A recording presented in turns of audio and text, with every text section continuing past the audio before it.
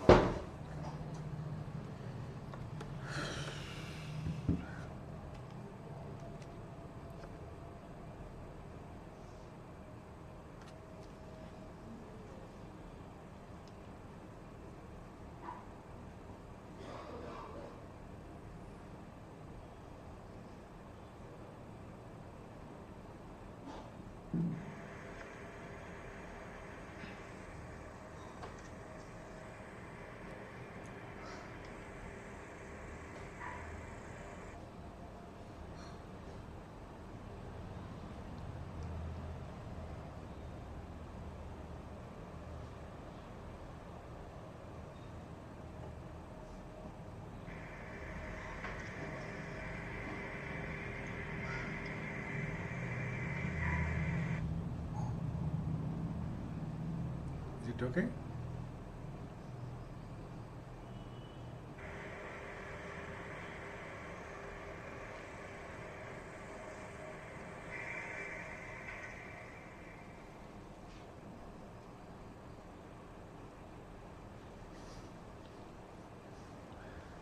Yeah. So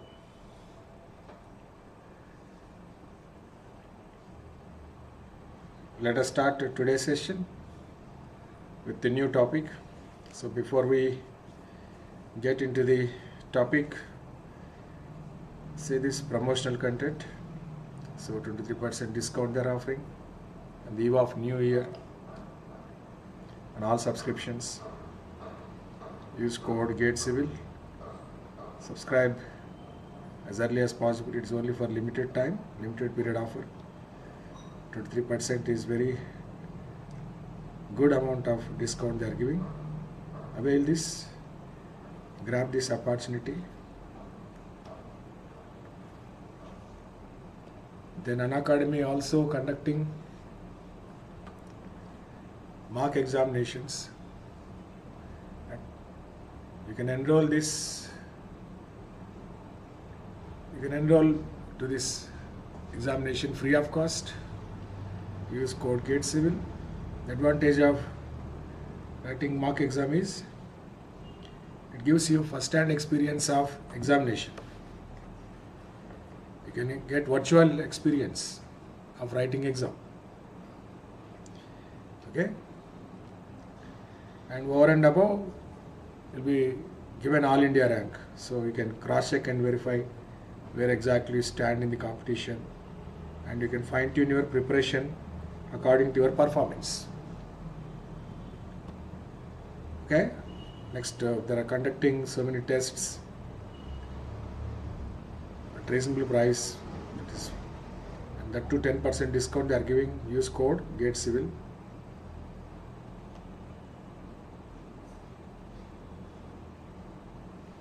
For all courses, you do have EMI options, so you can also pay on monthly basis. Okay, no cost EMI. This and all, something related to admission. Now let us start the course. So I thought of taking class morning session, but somehow I could not take the morning class. For that I am extremely sorry due to some technical reasons. So let us continue our discussion. Yesterday we completed precipitation. We studied precipitation in 3 parts. Okay. There we saw first we saw forms of precipitation. Then we saw types of precipitation. Little theory. Then we saw measurement of precipitation. Then some numericals. Numericals you need to focus more. One is optimum number of gauges, right? Optimum number of rain gauges problems we saw. Second is estimation of missing data, missing rainfall data. that we saw. Then presentation of rainfall data we saw. How rainfall data presented in the form of hydrograph, right? Some numericals we saw, some relations. In addition to that, this is the first part of precipitation. In second part of precipitation, we saw how to find mean precipitation. And third part of precipitation is frequency analysis of rainfall data. This is what we covered so far in hydrology. Okay? So this is about precipitation. Next, let us see the continuation of our discussion. Just precipitation is known, job is not over. What else is required? To work out runoff component. Just input is known to you. Can you work out output? No. So what else you need to work out? Losses. Between input and output there are losses. Certain losses are there. They are called catchment losses. Those catchment losses we have to assess, we have to evaluate. So they are called abstractions of precipitation. Abstractions of precipitation means what is subtracted from precipitation to arrive at to net rainfall, or to arrive at to effective rainfall, or to arrive at to, in your language, civil engineers call it as runoff. Abstractions of precipitation. So what is to be subtracted from the precipitation value to arrive at to runoff component? So catchment losses are treated as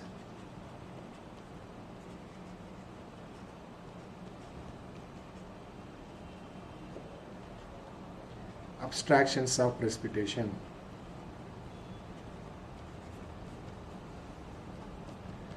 So following catchment losses are considered to arrive at to net rainfall.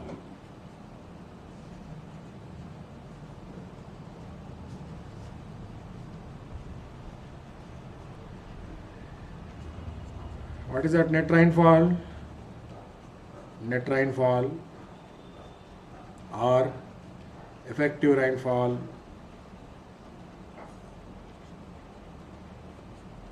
or rainfall excess, or it is popularly known as runoff. So what is runoff component? Runoff is equal to rainfall minus losses. Runoff R is equal to, it is rainfall P minus losses, catchment losses, or abstractions of precipitation, rainfall losses otherwise, or you can write catchment losses, rainfall losses in a catchment. What is the rainfall losses in a catchment we have to consider? So rainfall losses in catchment, they are called abstractions of precipitation, or simply you can write catchment losses. One is called evaporation. We already discussed in the first class, water is a natural resource. It is not a factory made product. Nobody manufactures water. It is plentifully available around us. So what is our job? Find out what amount is available around you. Then draw that water from the nature. Use it. Again, used water, again we dispose back to nature. Isn't it? So it recycle. It cycle in the system. We call it as hydrologic cycle. Already studied, right? First class. Okay, anyway. So one is evaporation. Oh, before evaporation, one small loss is there, that is also taken into account. Sometimes, most of the times we neglect because it being so small compared to other losses, but at least it suppose know the idea of that one. The first one is interception loss.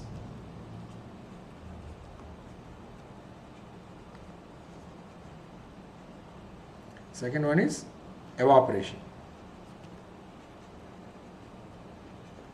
Third one is transpiration. Fourth one is evapotranspiration.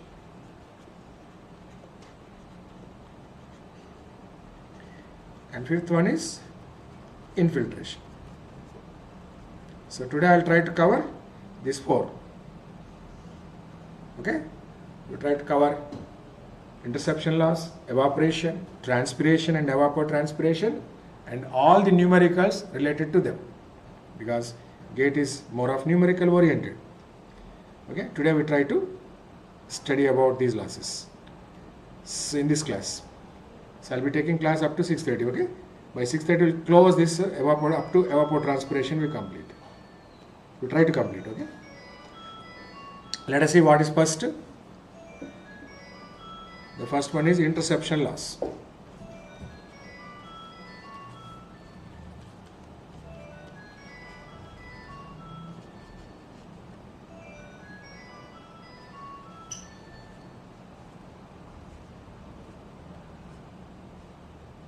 What is interception loss? So whenever rain occur, so we measure that rainfall information in a catchment with the help of rain gauge. So this is a ground. This is a ground in a catchment. Okay. We prepare a plain ground where rain gauge is installed. This is a rain gauge. Okay. So this is a catchment. Somewhere we install a rain gauge. Catchment receive rainfall here. Now the place where gauge is installed, it's a plain ground, straight away open to free sky. But entire catchment is not open to free sky. There are some certain trees, buildings in a catchment.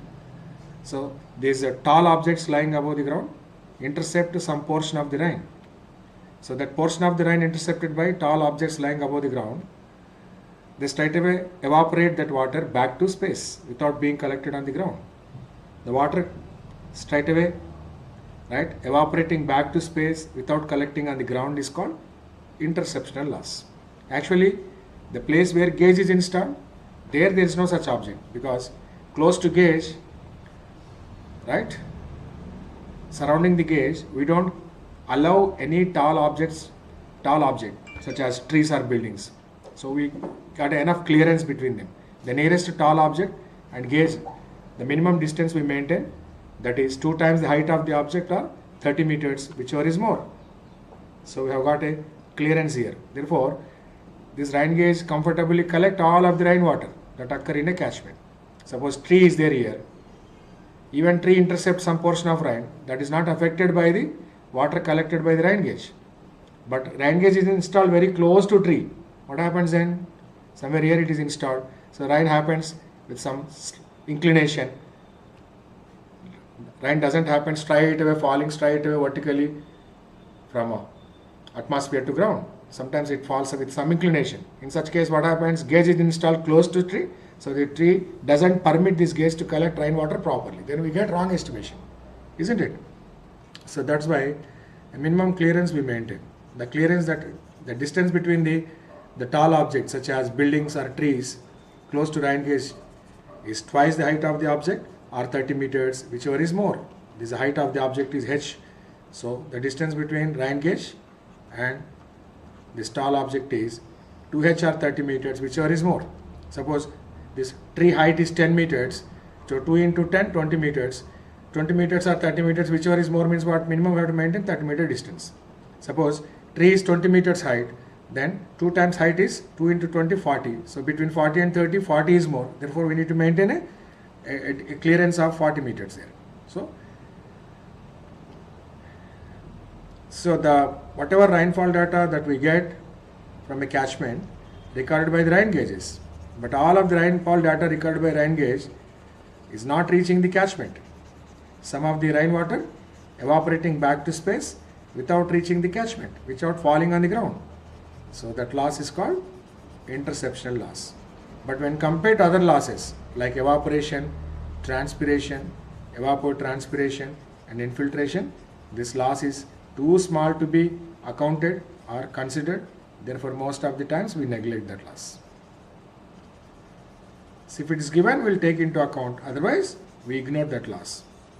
Being so small compared to other losses, so we neglect that loss. Clear now?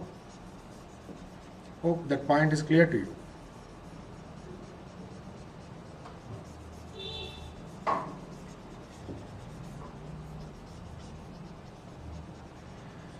Okay? So, rain intercepted by the tall objects.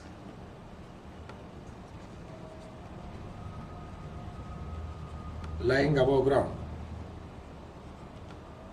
So portion of rain intercepted, portion of rainwater intercepted by such objects evaporate back to space.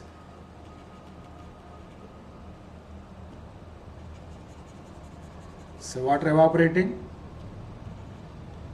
rainwater evaporating from the surface of such objects without being collected on the ground is known as interception loss. Just know the definition, that is more than sufficient. So rainwater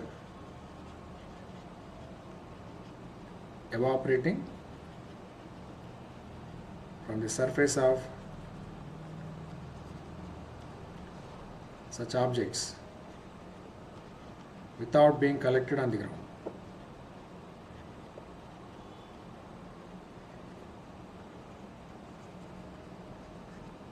is known as interception loss. See, now whenever rain occurs, suddenly, all of a sudden, when you are walking on a road, then where you take shelter first, you try to find a shade of a tree, isn't it? So that tree will give you protection for some time. After some time, what happens? Rain stops, but a tree starts leaking the water. So there is no rain outside, but a tree starts leaking the water, isn't it? That means all rainwater it cannot retain. So some water reaches the ground.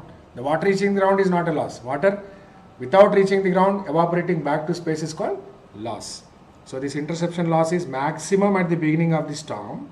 As storm duration increases, this interception loss exponentially decreases and attain a asymptotic value. That means what? We make a plot between interception loss versus time.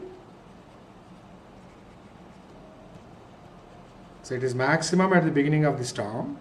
As storm duration increases, it exponentially decreases and slowly it becomes zero. So slowly becoming zero is called asymptotic in nature. Asymptotic in nature means slowly that loss becomes zero. Okay? That's all. This much idea is there, more than sufficient. Understood now? So what is that loss? Diagrammatically, if we want to show you that loss, assume that this is a tree. This is a tree lying above ground. Assume tree this is, okay? This is a tree. When rain occurs, so portion of rain is intercepted by the tree. But some portion of rain, once tree become wet, what happens? From the leaves of the tree, from the stem of the tree, from the branches of the tree, water start getting into the ground, isn't it? Leaking into the ground. So water leaking into the ground is not a loss. So the water leaking from the leaves of the tree is called, right? It is called through fall. I'll draw in next page. This is called through fall because competitive exams, any kind of question they may ask or some definitions they ask. So you are ready to answer.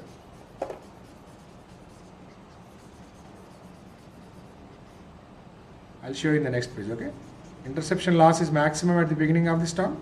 As storm duration increases, interception loss exponentially decreases.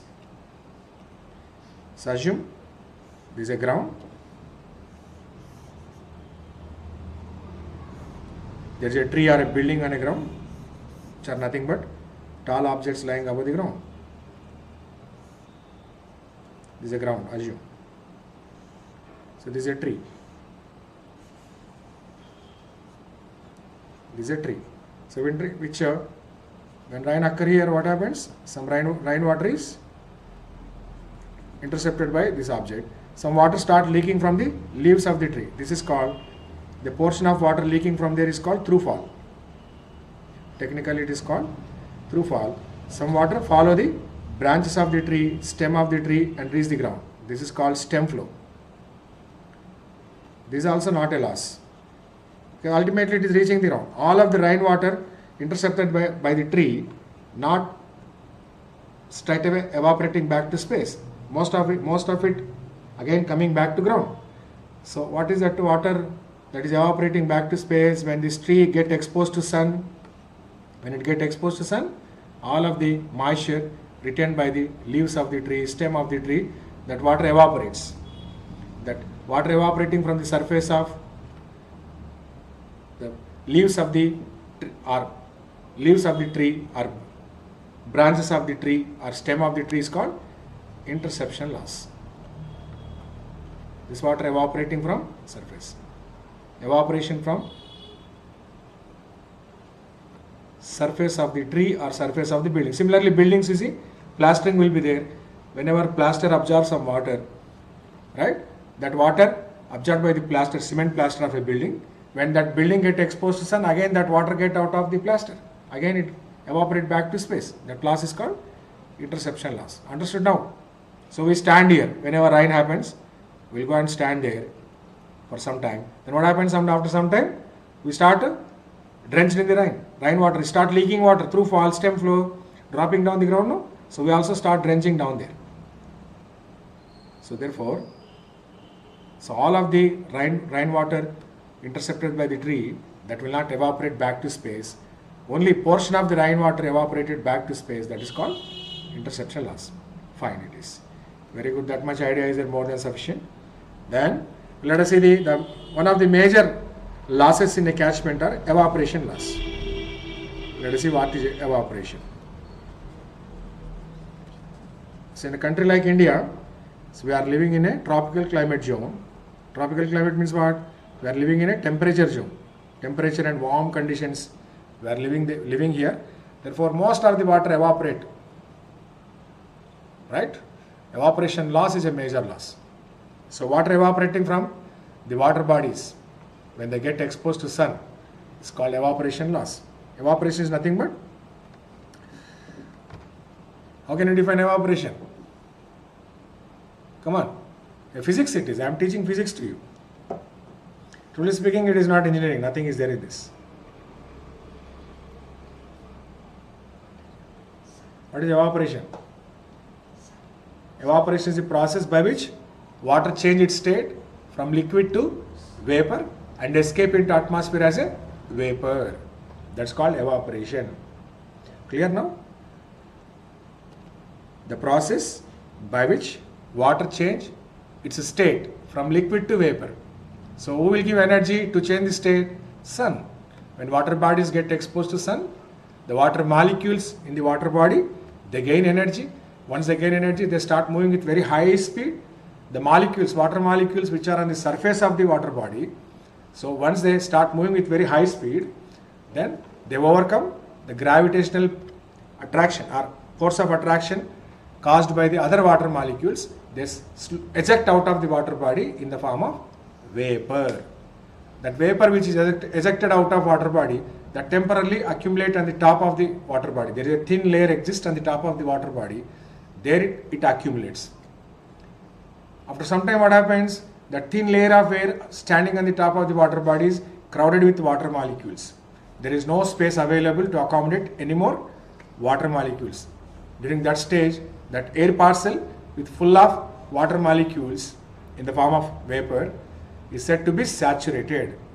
That saturated air parcel, once it gains enough energy, right, it exerts some energy, that's called saturation vapor pressure.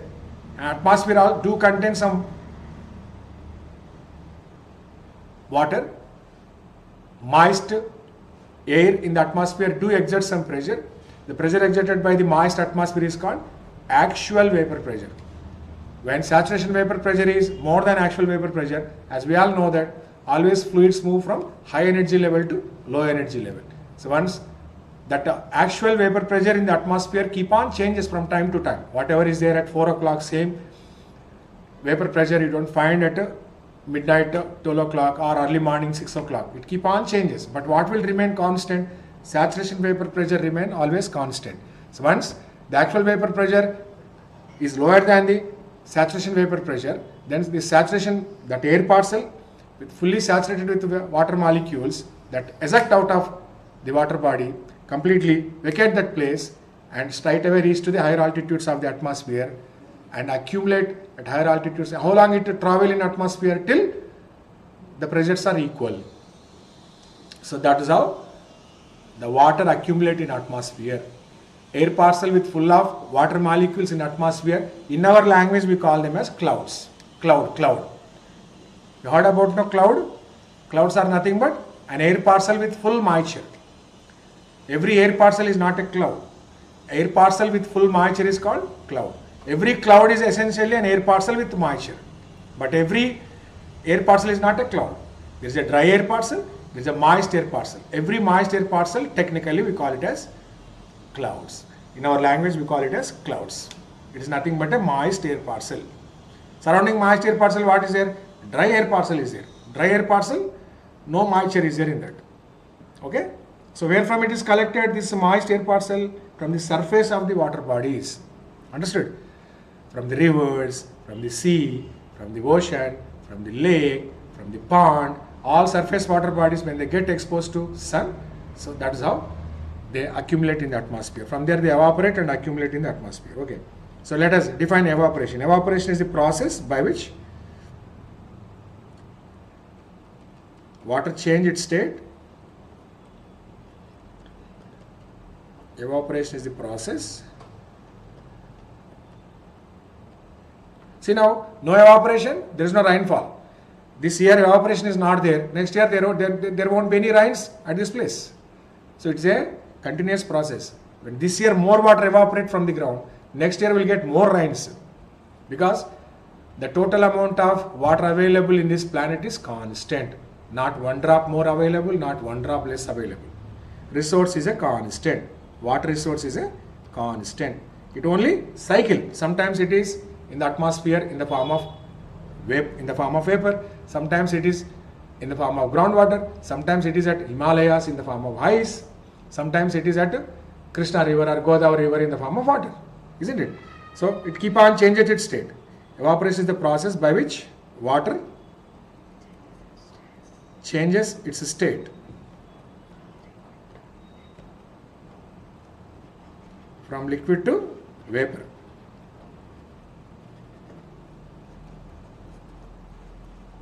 And diffuse into atmosphere as vapor. Diffusement and escape. Escape into atmosphere. Diffuse into atmosphere as vapor.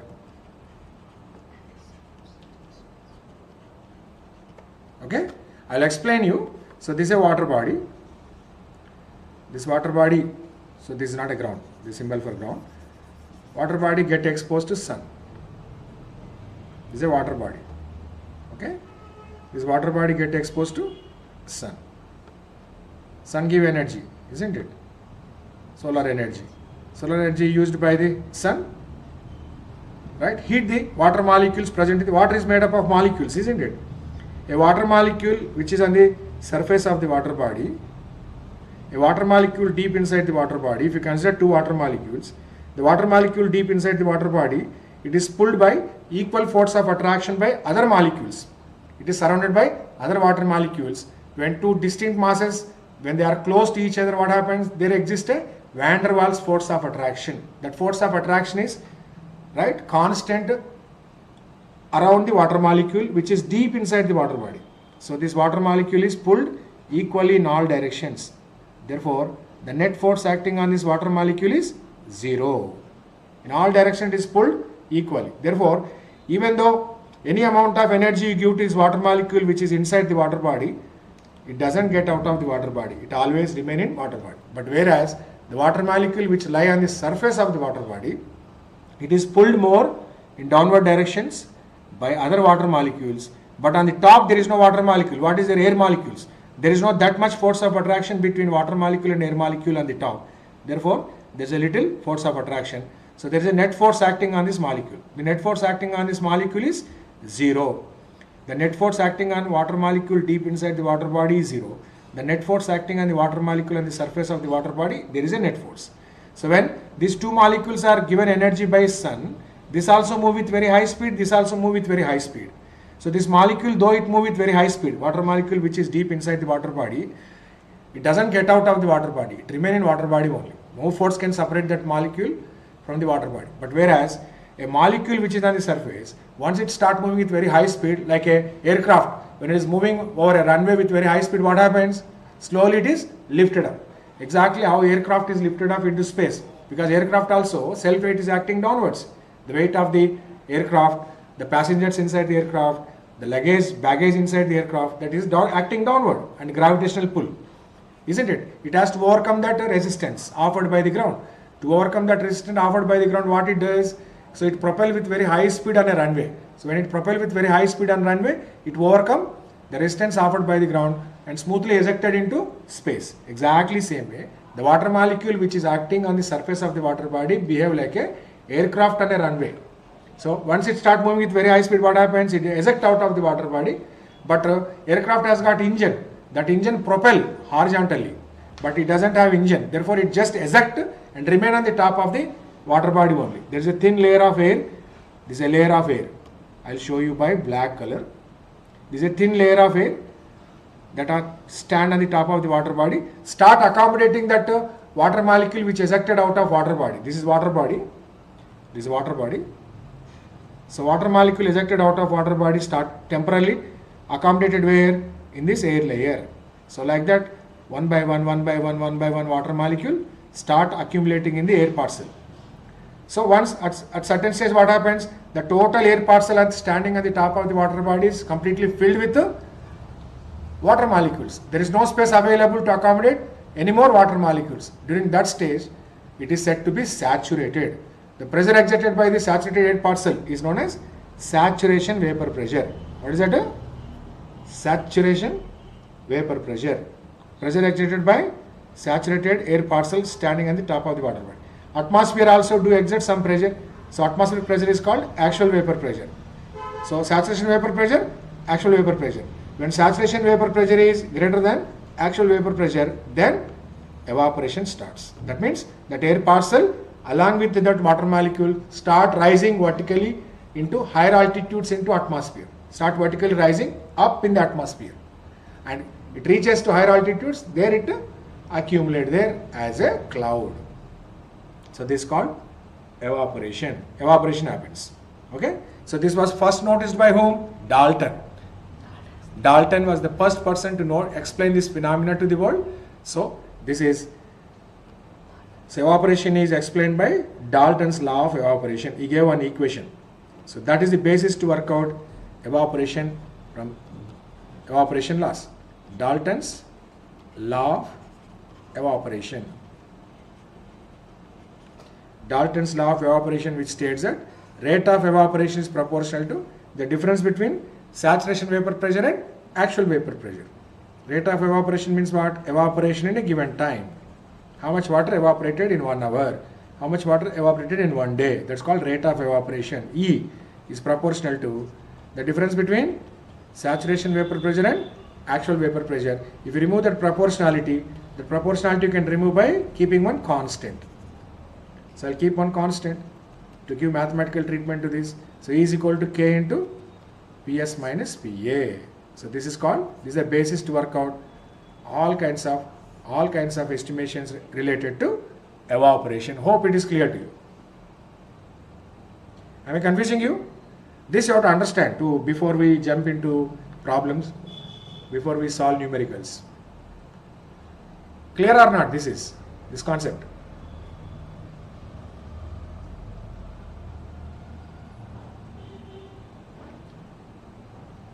So PS is known as what? Saturation vapor pressure.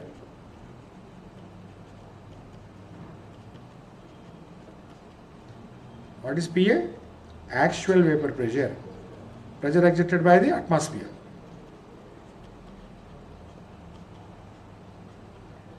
Okay, that's it. This is the basis. Now let us see. How many methods are there to estimate evaporation loss? Methods to measure and estimate evaporation loss.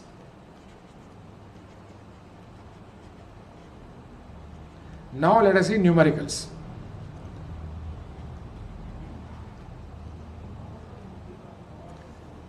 Loss, it is a loss only, Fermi loss, because I am living on the ground. Any water going away from me is a loss. Actually there is no loss, no gain. Loss to one system is gain to other system. For atmosphere it is a gain, for ground it is a loss, because we are talking about water available on the ground. Therefore for us it is a loss, isn't it? There are 4 ways we can work it out. One is called pan measurement of evaporation. Physically we can measure. Pan measurement of evaporation. And second one is we have got some empirical formulae. All these formulae are based on Dalton's law only. There are some empirical formulae. Just by remembering formulae we can work out. But that is not popular technique. Very popular technique is water budget method. You can expect one question in GATE exam. Water budget method and energy balance method.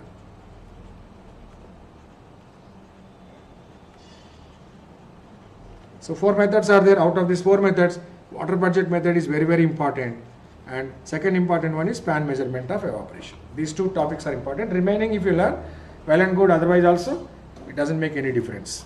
Because civil engineers this water budget method is very popular among the civil engineers. Therefore, whichever method we are comfortable, obviously that is important for exam as well. Let us see. The first method, pan measurement of evaporation.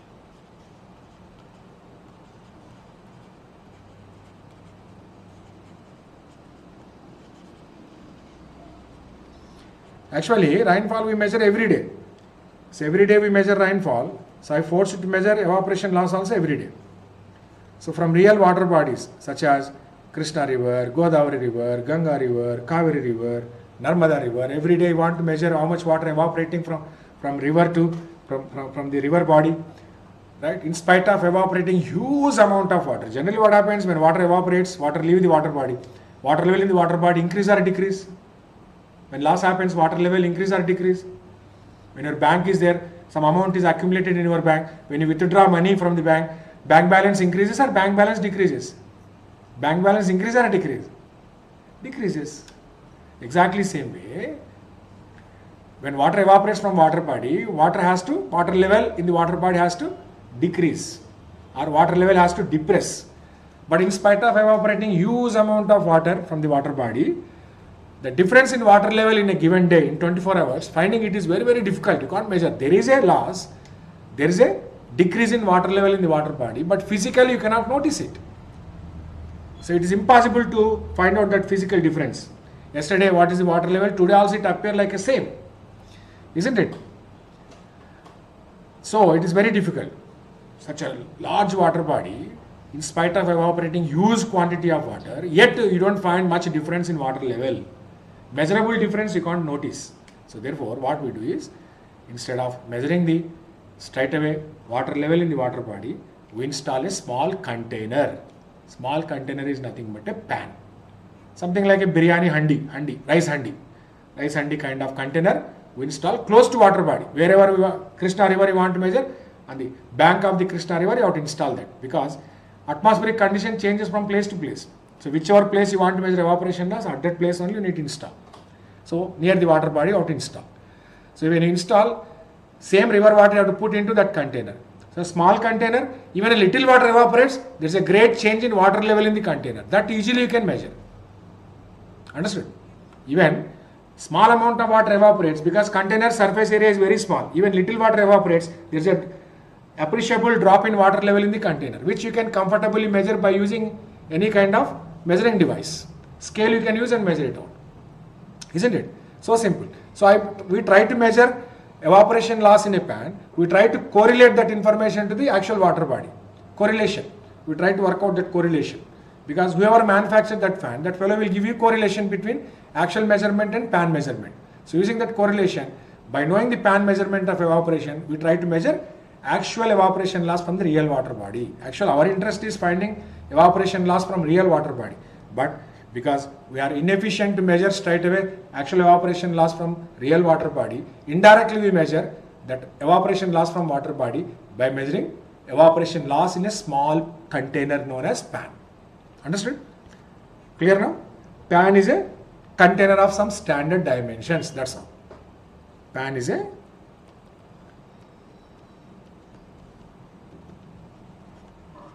container of some standard dimensions.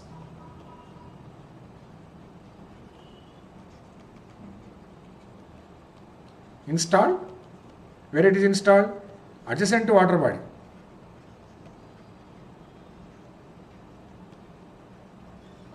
Adjacent to water body, filled with water to certain level, filled with water to a stipulated level. We fix the water level. So 1 meter depth or something according to depth of the container, stipulated level. So by observing the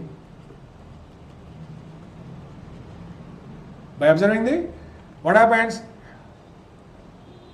after filling the container with water to stipulated level, then we leave it as it is without disturbing it for 24 hours, next 24 hours. After 24 hours, we will go and then find out the water level in the container by observing the changes in water level in the container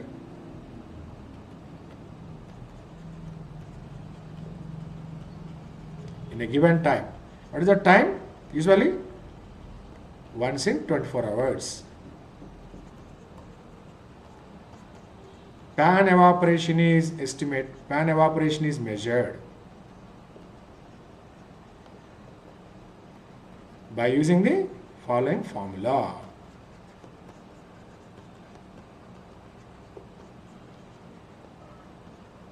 This formula, based on this formula, they will ask questions in GATE exam. So pan evaporation E is equal to any symbol you can keep. It is P plus or minus Z. That's all. What is pan evaporation? P plus or minus Z. Okay, what is this Z? Z is nothing but change in water level in the container. Then what is P? Why P has come? See now, when you are deposited some money in the bank, that money is there for 1 year. So sometimes what happens after 1 year, you see, you keep on withdrawing money in 1 month. You withdraw money, but some month they will give, for your whatever money is there, for that you will get interest also. That interest is deposited into your account, isn't it? 10,000 money is there, so you have withdrawn 500 rupees in this month, but interest paid by you by the bank is 1,000 rupees. So sometimes surprisingly you will find 10,500 in your bank account in spite of withdrawing 500 rupees from your account. You're supposed to have only 9,500 in your account, but surprisingly you will find 10,500. Who deposited that money? Extra money. Interest paid to your deposit, isn't it? It's exactly same way. During our observation, what is guarantee that there is no rainfall in 24 hours? Rain may occur in 24 hours. When rain occurs in 24 hours, what happens? That rainwater start accumulating in the pan. When rainwater start accumulating in the pan, what happens? Water level, instead of decreasing, water level in the pan sometimes increases. Therefore, we have to apply correction for that. That correction is called P. Okay? So pan evaporation E is equal to P plus or minus Z. What is P? Rainfall during the period of observation. P is equal to rainfall during the period of observation. Rainfall in 24 hours. Because evaporation we measure in 24 hours, rainfall also we measure in 24 hours. Right? What is Z? What is Z? Come on. Change in water level in the pan. Change in water level in the pan.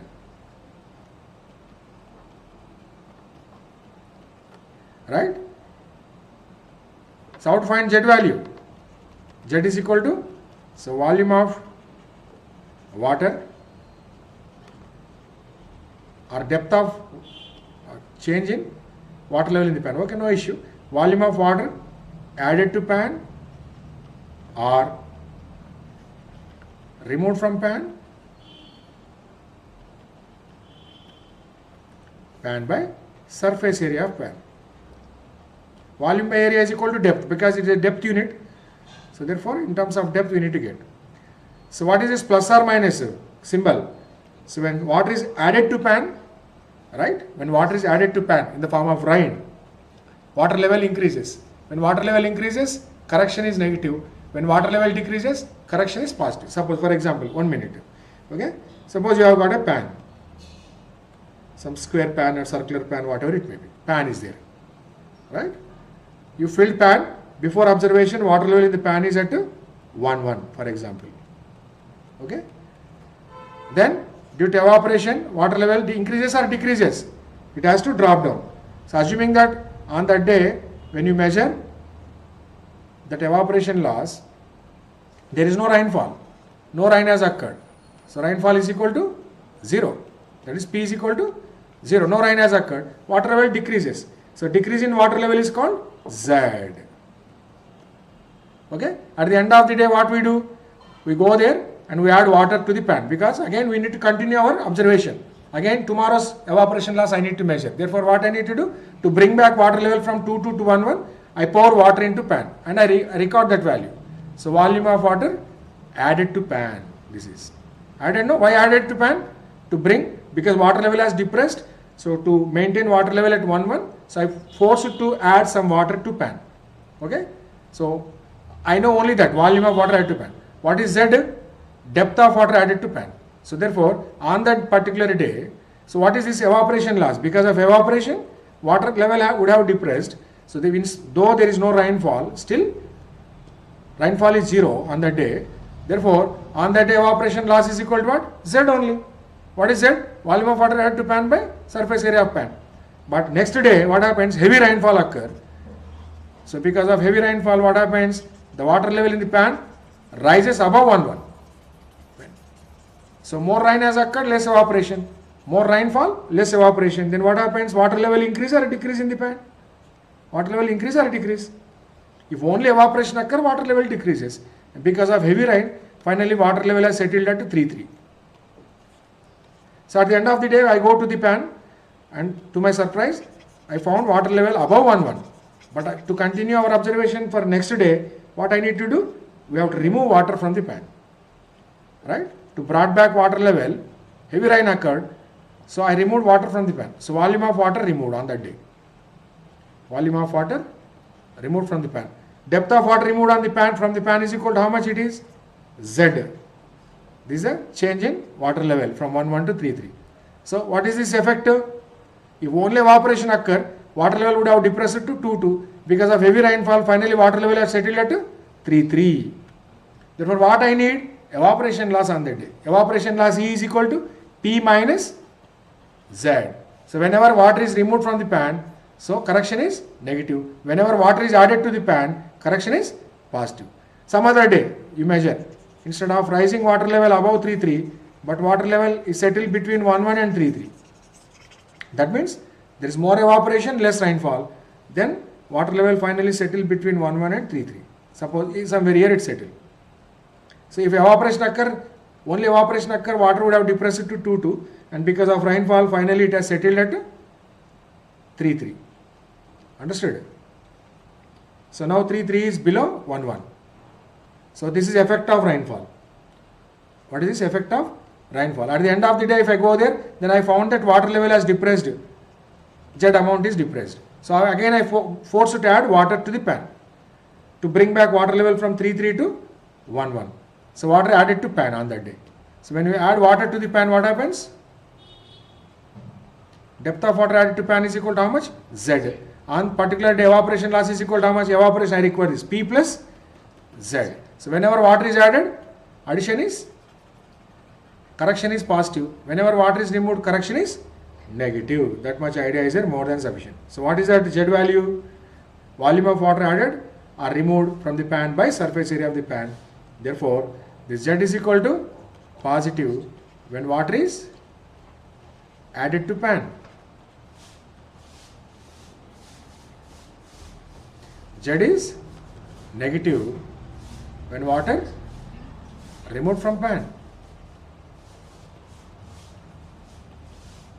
What is Z? Depth of water added or depth of water removed from the pan. Understood? Changes in water level in the pan, nothing but depth of water added or removed. Understood? That is changes in water level. So P is equal to rainfall I wrote. So when rainfall is equal to 0, when P becomes 0, when there is no rainfall. P is equal to 0 when there is no rainfall in 24 hours during the period of observation. In 24 hours no rain occur, then P is taken as, if any rain is there, they will give you that value. That's it. This much idea is there, you can measure pan evaporation. Okay, pan evaporation is equal to P plus or minus Z. But our interest is not finding pan evaporation. Our interest is about finding actual evaporation from real water body. How to find out actual evaporation from real water body? So actual evaporation loss. Actual water evaporated from water body. Actual evaporation loss from water body. Such as river, lake, pond, reservoir, canal, whatever it may be, is equal to, it is Cp into pan evaporation. So pan evaporation, if you multiply with value Cp, then you will get actual evaporation. What is that Cp? Coefficient of pan. So whoever manufactured that fan, that fellow will give you correlation between actual measurement and pan measurement. Coefficient of pan or pan coefficient otherwise. Okay? So this is how we can work out. But this is in terms of depth. Sometimes we force you to measure in terms of volume also. So how to find out depth quantity into volume? How to find out depth into volume? Depth into area will give volume. Pan evaporation also in terms of depth. Therefore actual evaporation also we get in terms of depth. So volume of water loss due to evaporation from water bodies is equal to volume of water loss due to evaporation from real water bodies. What to do? What to do?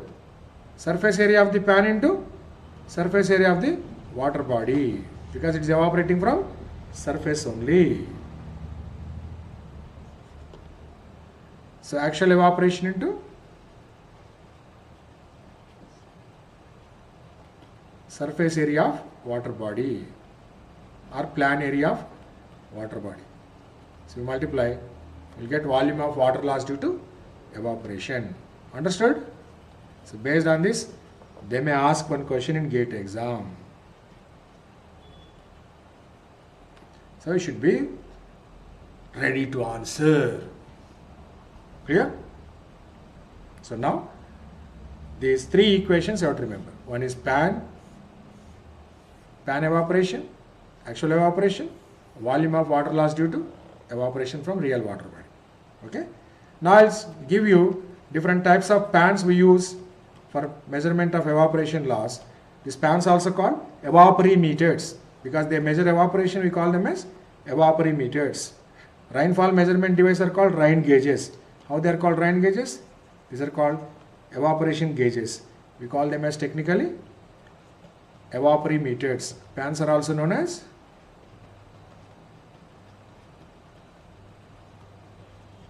evaporimeters.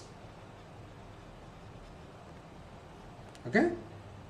So very popular among all of them is US WB Class A pan. United States Weather Bureau Class A pan. So whenever we use US WB Class A pan, CP value is taken as 0.7. So we have got our own standard pan. This is called IS Class A pan. Indian Standard Class A pan. And CP value for this is 0.8. Similarly, we also have got Colorado's sunken pan, and whose CP value is equal to 0.78. We also have got USGS, United States Geological Survey floating pan. All these three are ground based pans, but this is water. It is installed in the water body only, floating pan. It floats in water. So its value is equal to 0.8. That's it. So sometimes in IS exam, IS Class A pan is used. That's how they mention. So they don't give CP value. Then in such case, by default, you can take CP value as 0.8. Understood? That's all. This much idea is there, more than sufficient. Let us work out few numericals. Fatafat danadan.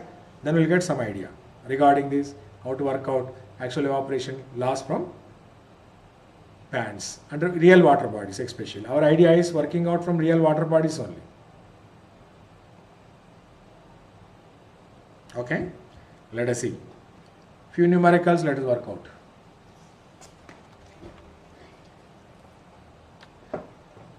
Where up to now?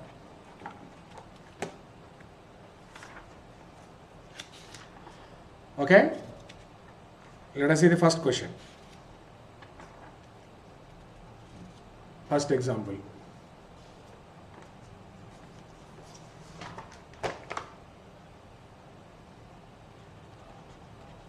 Example 1.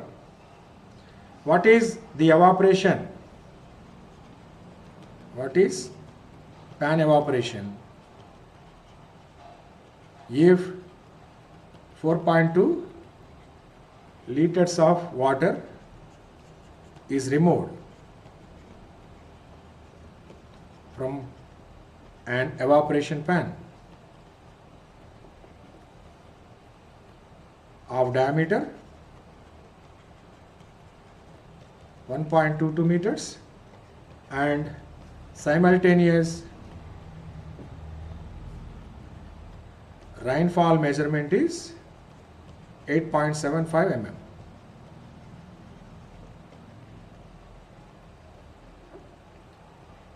Understood? That's all. So what is given to you? P is given. P in 24 hours is 8.75 mm. Okay? Let it be in mm only, no issue. So what is given? Indirectly, volume of water removed is given.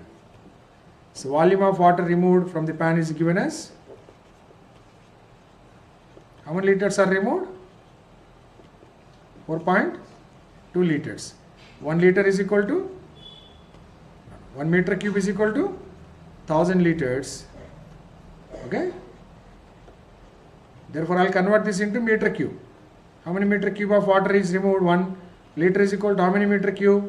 1 by 1000 meter cube. So, which is equal to 4.2 by 1000 meter cube. So, 4.2 into 10 power minus 3 meter cube. Okay? Then depth of water removed is equal to, that is called Z. Z is equal to depth of water removed. Since water is removed, Z is negative or positive? Negative or positive? Negative it is. Water is added? Positive. Water is removed? Negative. I wrote here. Water added to pan? Positive. Water removed from the pan? Negative. Okay? So Z is equal to what? How to calculate? Volume of water removed by surface area of pan or plan area of pan.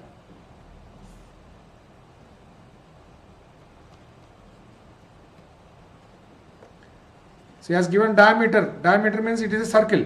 Okay, what is circle area? Pi by 4 d square. So volume of water removed is 4.2 into 10 power minus 3 meter cube by pi by 4 d square. D is given as, diameter of the pan is given as, diameter of pan D is given as 1.22 meters. That means it is a circular pan. They could be circular, they could be square, there could be rectangle, any shape, no issue. They will give you details. 4.2 into 1.22 meters, no? 1.22 square. So meter cube by meter square, you will get answer in meters. Come on, work out. I need answer. Come on, give me. So 4.2 into 10 to the power minus 3 by pi by 4 into 1.22 square.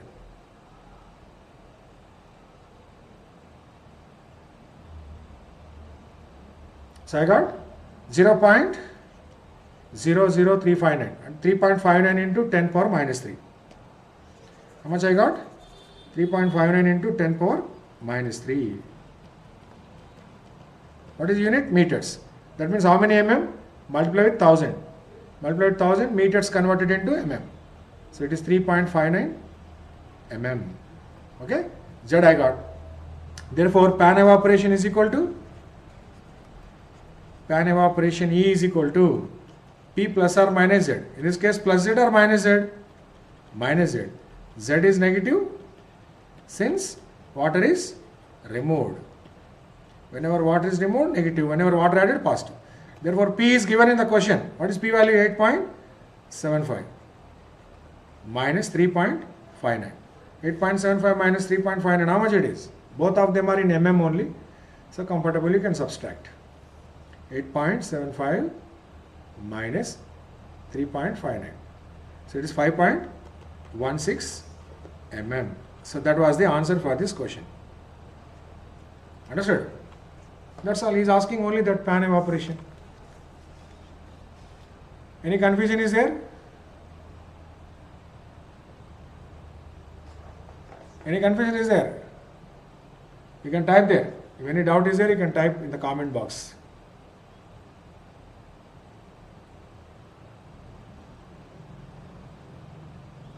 Okay, let us take one more question, variety of question. Example 2.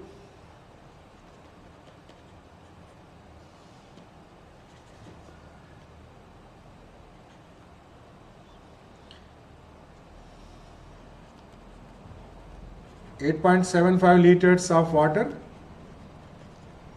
is added to an evaporation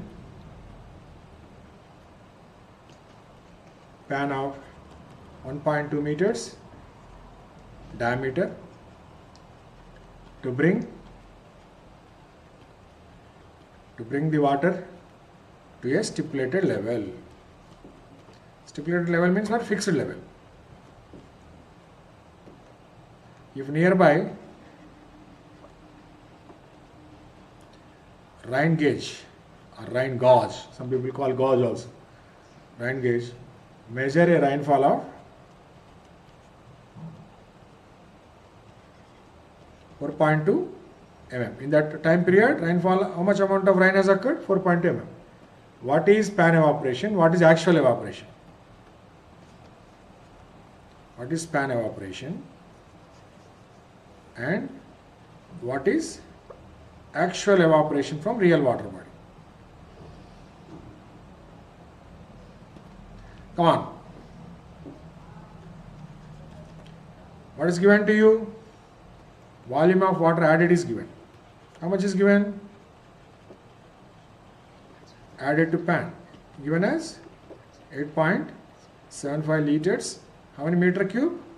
8.75 into 10 power minus 3 meter cube. Okay? Diameter of pan is given 1.2 meters. Therefore, depth of water added to pan. What is the depth of water added to pan? Z. Z value. How to calculate Z value? Volume of water added to pan by surface area of pan.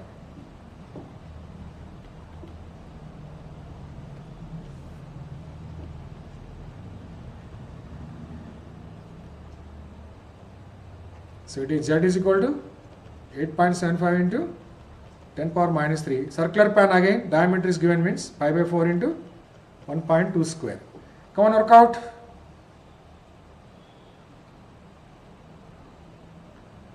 So it is 8.75 into 10 power minus 3 into 4 by pi into 1.2 square. So I got 7.736 mm into 1000. Straight away I am converting into mm. Actually it is 7.736 into 10 power minus 3 meters, which is nothing but 7.736 mm. Okay, this we got. So therefore pan evaporation is what? Pan evaporation is equal to P plus or minus Z, but in this case it is plus Z or minus Z? Plus Z. Why?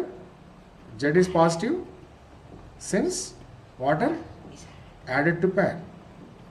So therefore P is given in the question. Rainfall during that period is how much is given? 4.2 mm. And Cp also given. and Cp is given as point.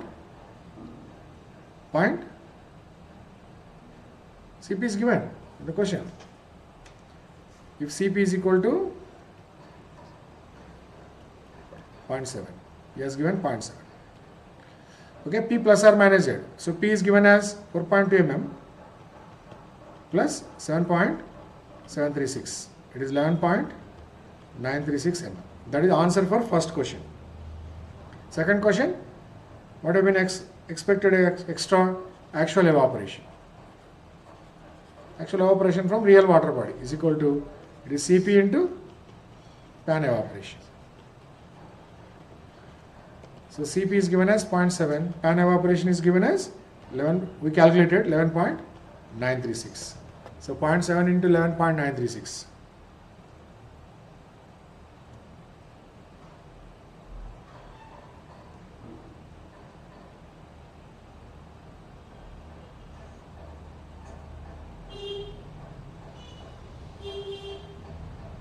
It is 8.355 or 356 otherwise.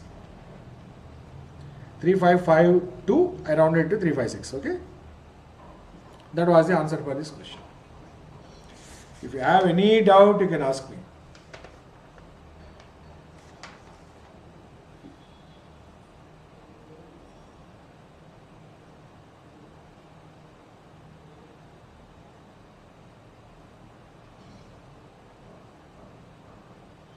Come on.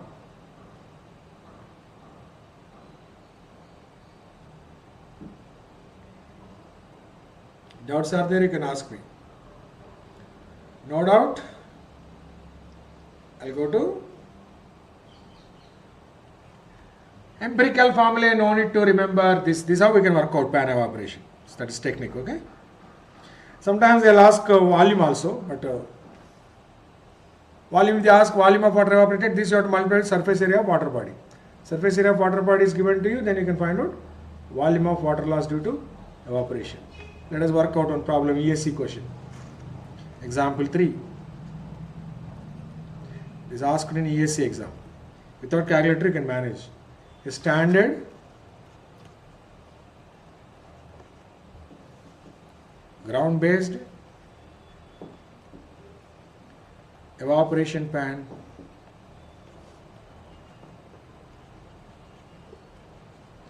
corresponding to Indian standard. Indian standard means what? IS pan. IS pan Cp is how much? 0.8. Is installed. So indirectly given Cp value at the banks of a surface reservoir.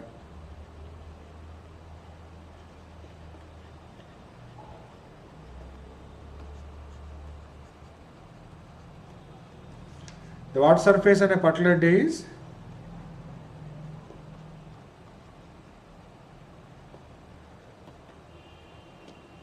water surface, simple only, on a particular day is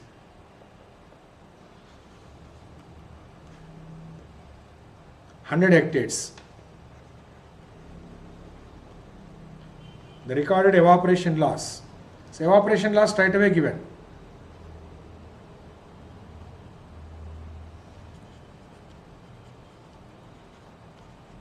Recorded evaporation loss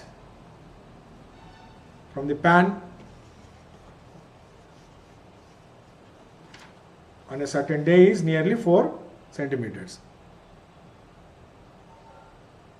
Evaporation loss from the pan on a certain day.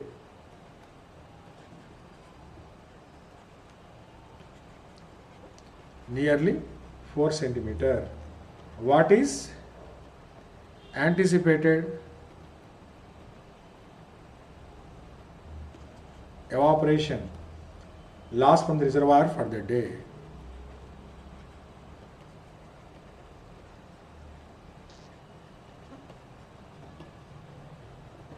So this question has been asked in ESE exam 2007. So options given are, it is 1.8 to 2, he has given like this, into 10 power 4 meter cube per day. Ranges are given because without calculator you have to work out, or 2.5 to 2.75 into 10 power 4 meter cube per day. C option is 3 to 3.25 into 10 power 4 meter cube per day. D is 3.8 to 4.05 into 10 power 4 meter cube per day. So one option is right option. What is the right option? You have to find out. So what is given to you? Pan evaporation is given straight away. So earlier we worked out pan evaporation also using equation P plus or minus Z. But P plus or minus Z value straight away given here. Pan evaporation from reservoir is equal. Pan evaporation installed at reservoir is 4 centimeter in a particular day. So CP value is given as not given, but it is taken as 0.8 since it is IS pan. For IS pan CP value is how much? 0.8. Indirectly given this is. Okay. So therefore actual evaporation from reservoir on that day is equal to actual evaporation loss from reservoir is equal to on that day is equal to CP into pan evaporation on that day. So CP value is 0.8, pan evaporation is 4 centimeter, so which is equal to 3.2 centimeter. Okay. Then anticipated evaporation loss. Anticipated evaporation loss from reservoir, nothing but volume of water evaporated from reservoir. Volume evaporated from reservoir. Come on out, find out. So depth of water evaporated from reservoir into surface area of reservoir. Actual evaporation from reservoir into surface area of reservoir. So actual evaporation loss from reservoir is how much? Already we got 3.2 centimeters. This I am converting into meters. Surface area of reservoir is 100 hectares. Hectares converting into meter square. 1 hectare is equal to 10 power 4 meter square. So this is in meter square, this in meters. Then we get answer in meter cube. Therefore answer is 3.2. 100 get cancelled. Then you will left with 3.2 into 10 power 4 meter cube per day on that day. So the answer is 3.2 into 10 power 4. So which range it is matching here? 3.2 into 10 power 4. This C is the correct option. This is the answer. 3 to 3.25 is given. So it is 3.2 I got. So the range is here. Understood? 2 marks question in GATE. This is ESE exam. This is.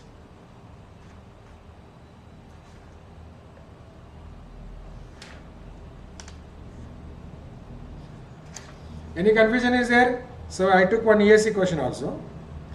GATE questions, ESE questions, everything there. Then empirical formulae, nothing is yet to remember, nothing is, they are not so important. I list out some of them, but not required for you also. All these empirical formulae are based on Dalton's law of evaporation. So nobody will ask you, you need not worry. So first formula is, it's called Fitzgerald equation.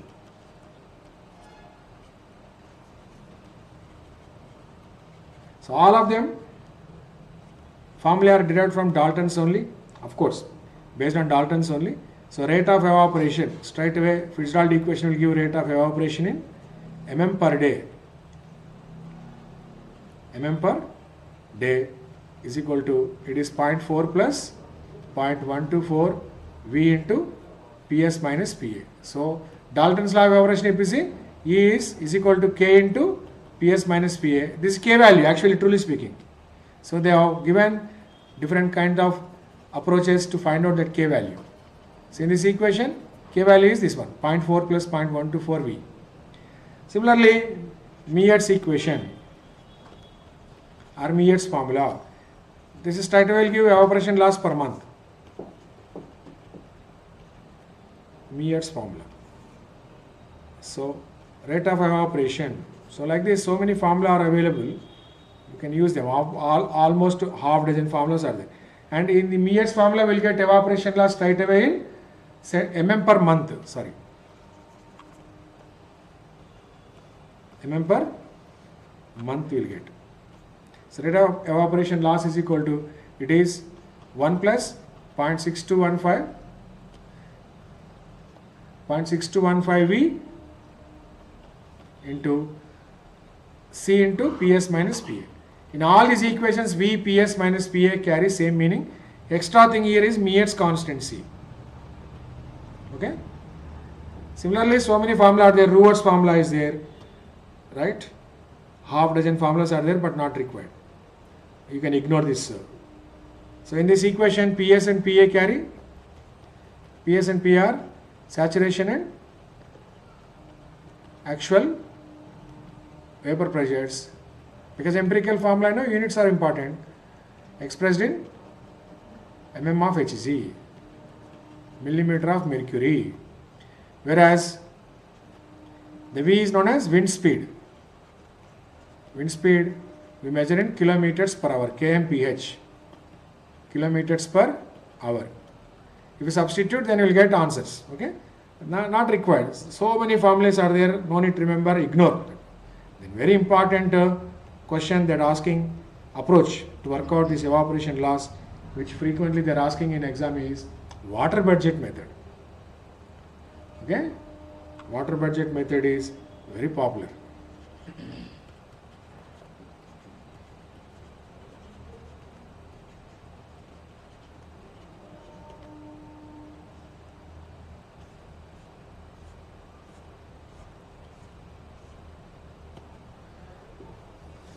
Budgeting is very common. So everywhere we carry out this budgeting method. Indian government also prepare budget for the nation, country, once in every year, and they submit that budget in the parliament, isn't it? Finance minister submit that budget. Similarly, state government also prepare budget and they submit and disclose to the public in assembly. Similarly, your parents also prepare budget every month. Budgeting is nothing but what is income, what is expenditure. How much money I am getting, how much money I am earning in a month, what is my expenses in a month, how much money I have to spend, how much money left at the end of the month, how much I can keep in the bank. This is called budgeting. Exactly same way, around water body, if you write water budget equation, so around water body sometimes collect water, sometimes water get out of the water body. Some water is used from water body, some water it accumulate in the water body, isn't it? Sometimes the inflow into water body is more than outflow. Sometimes outflow is more than inflow, isn't it? Bank balance, some 1,000 rupees is there. This month 5,000 you deposit. Then what happens? Bank balance increase or decrease? Increases. Next month you don't deposit anything, but 500 extra you withdraw. At the end of the month, bank balance decreases. So exactly using that approach, we can also work out evaporation loss. This evaporation loss is based on law of conservation of mass. Mass neither be created nor destroyed. So based on that we work out by writing water budget equation around a water body. So this method is based on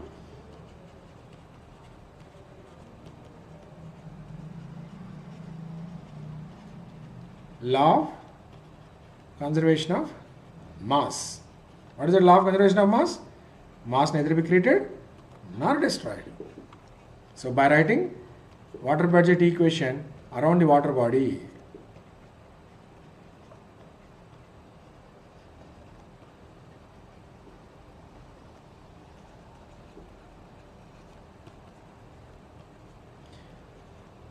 in a given time, that is also important. Evaporation loss from water body is estimated. Evaporation loss from water body.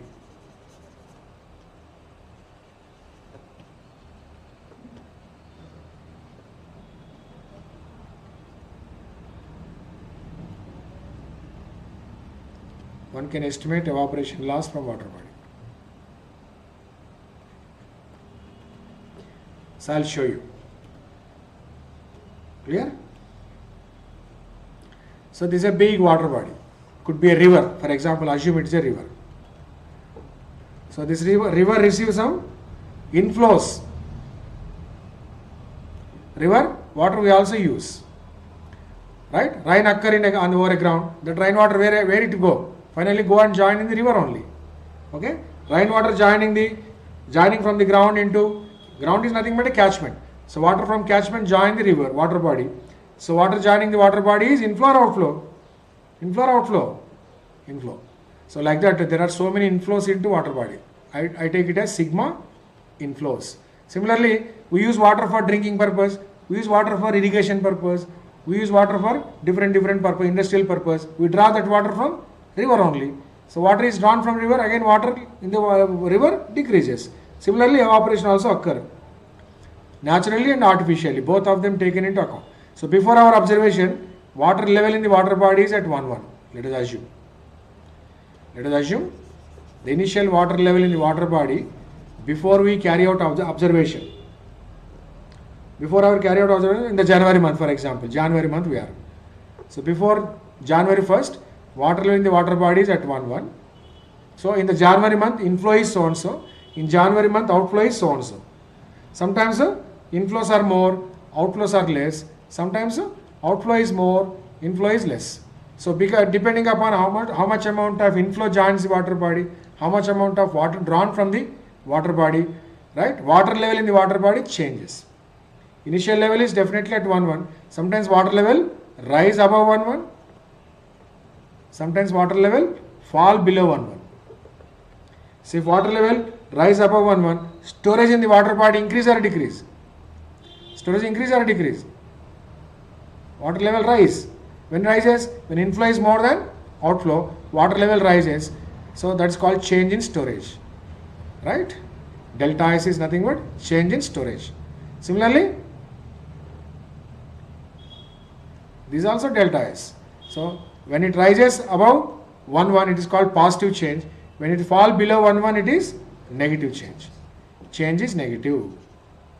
Delta S is taken as positive sometimes. Delta S is taken as negative sometimes.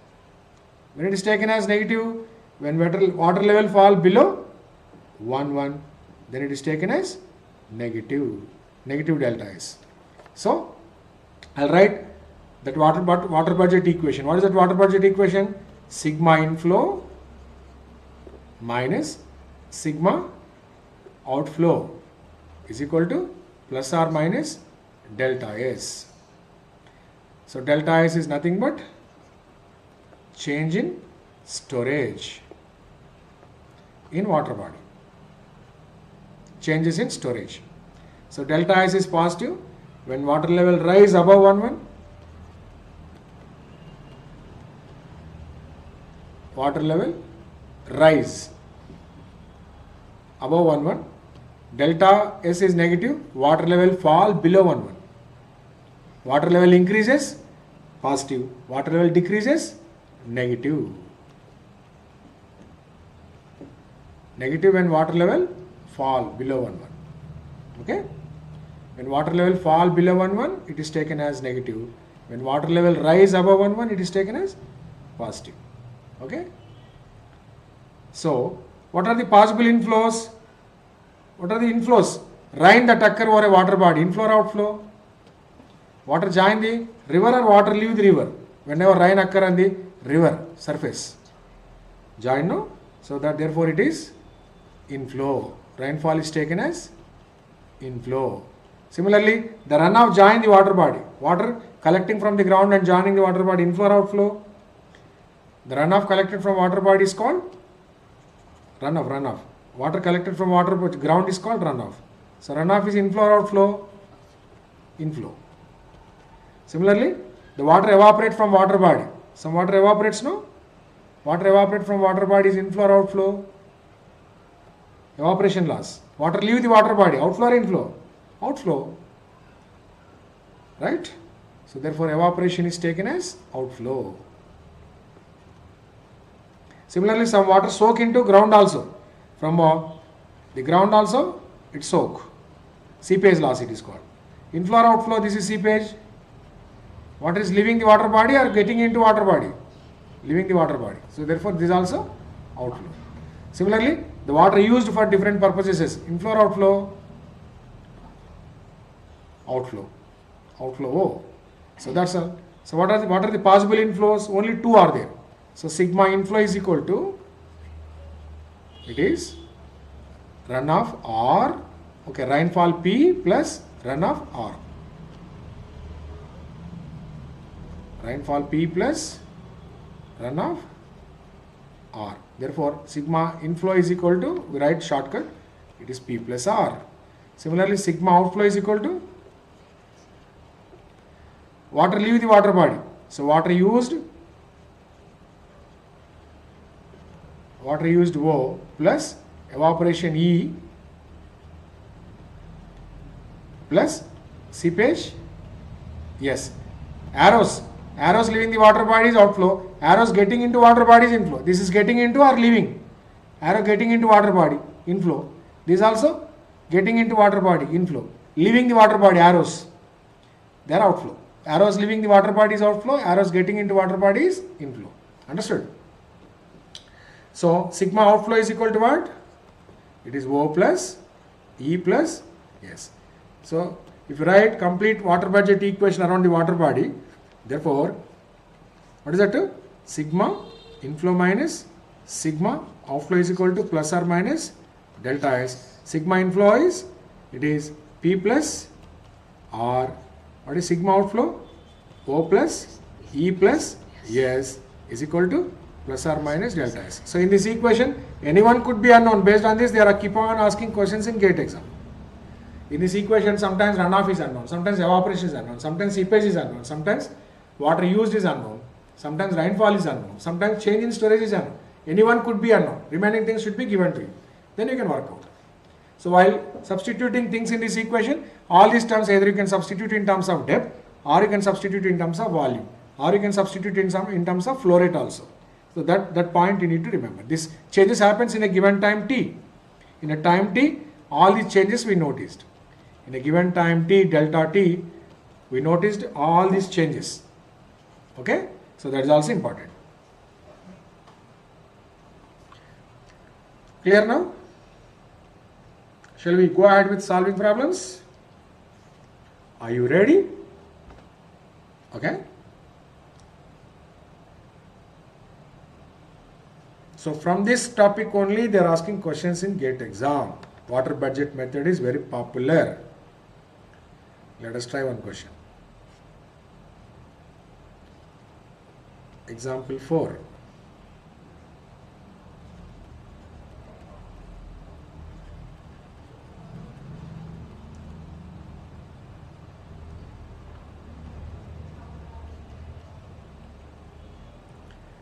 The plan area of a reservoir is 1 kilometer square. The water level in the reservoir is observed to decline. Decline means what? Water level is increasing or decreasing?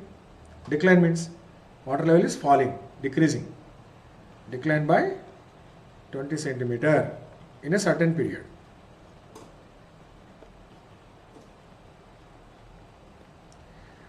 During this period,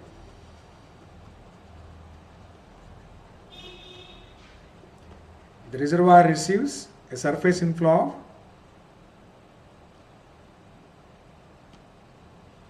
during this period, the reservoir receives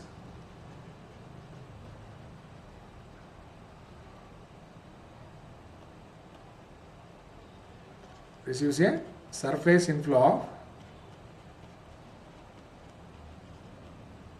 10 hectometers. Hectometer is a unit for volume. Hectare meters. Okay? And 20 hectometers are abstracted. Abstracted means water used. Water is removed, taken from the water body. Okay, from reservoir. Abstracted from reservoir. For irrigation and power. For irrigation and power. Hydropower, no, hydropower is hydropower. How hydropower you get? By using water only. Electricity. The pan evaporation and rainfall recorded. Pan evaporation is given, but what require actual evaporation is required from reservoir. The pan evaporation and rainfall recorded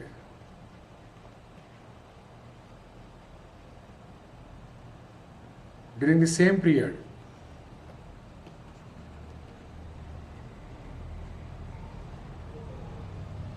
at a nearby. See now, this question is this much big, lengthy, but answer is one line only. At a nearby meteorological station. Meteorological station are 12 centimeters and 3 centimeters respectively. The calibrated pan factor. What is that calibrated pan factor? CP value 0.7. The seepage loss from the reservoir during this period in hectometer. So he has given answer 0, B 1, C 2.4, D 4.6. So 1 is the correct answer. One option is the correct answer. So we have to find out what is that option. So what is given in the question? Plan area of reservoir is given. So surface area of reservoir is given as surface area, plan area, both of them are 1 and same. 1 kilometer square. But you've been asked to work out in hectometer. 1 kilometer square is equal to 10 power 4 hectares. So area is equal to 10 power 4 hectares. Okay, that's given. Water level has declined. So this is a water body.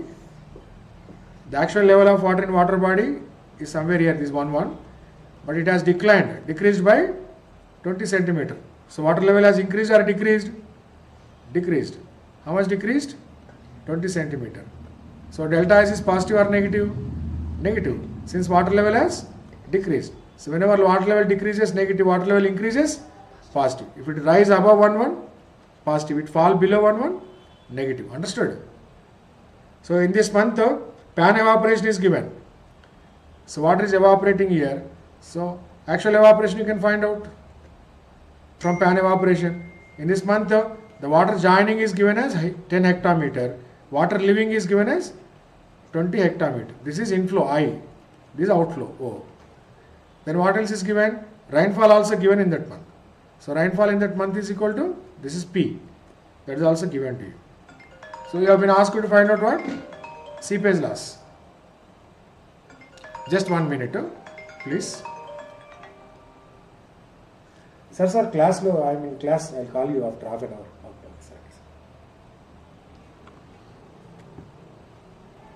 Okay? Seepage loss you have to find out. Come on, work out now. So I is given as 10 hectometer. O is given as 20 hectometer. You have been asked to find out seepage loss also in hectometer. Let us work out remaining things also in hectometer.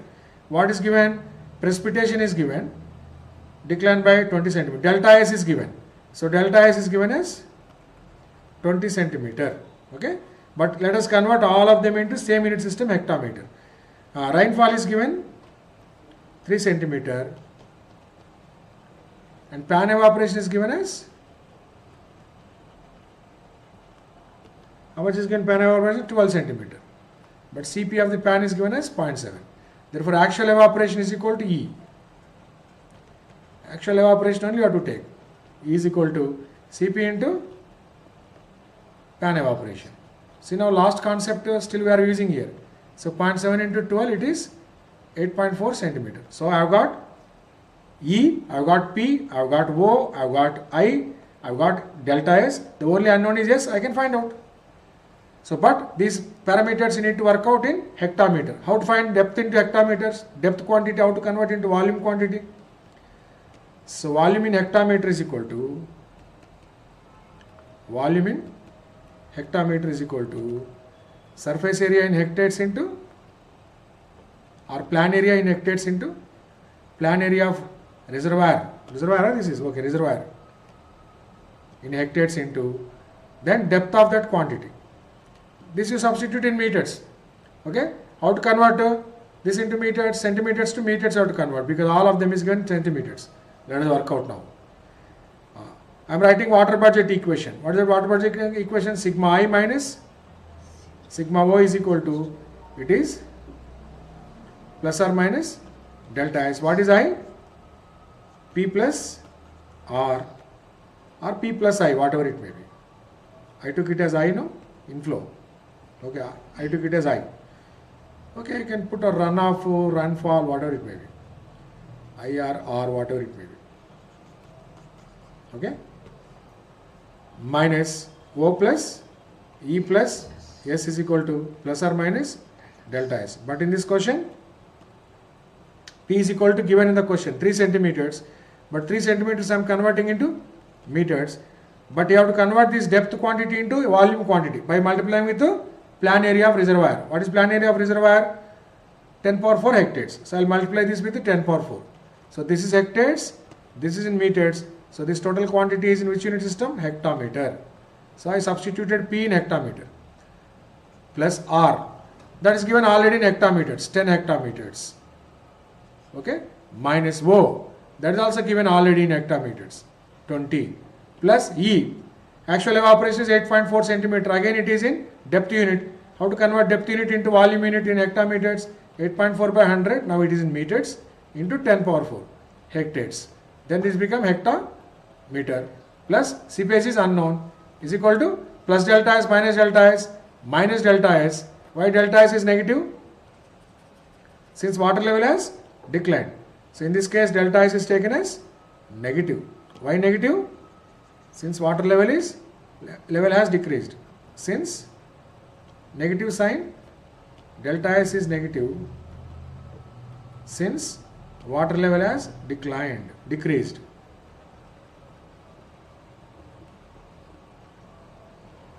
Okay. If water level increases, we take it as positive. How much it is? 20 centimeter. This also you have to convert into hectometer. 20 centimeter to convert into meter by 100. Multiply this with 100 again to convert into hectometer. So it is 3 by 100 into 10 power 4. What is this value? P plus this value is R. P plus R minus O. O is 20 hectometer plus 8.5 by 4 by 100 into 10 power 4 plus S is unknown is equal to 20 by 100 into 10 power 4. So meter into hectares, hectometer. So this is P, this is P, this is R, this is O, this is E, this is S, this is delta S. All substituted. Understood?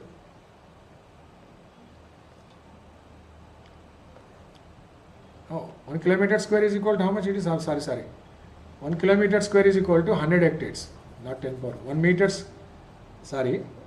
hectare is equal to 10 power 4 meters square. 1 kilometer square is equal to 100 hectares. Sorry. So it is multiplied with 100. 100 hectares. 100. See now, you should be careful regarding the units. You are little complacent, you will go wrong. See now, I am little complacent, I have gone wrong. Minus, no, this is minus. That is also important. Minus 20 by 100 into 100.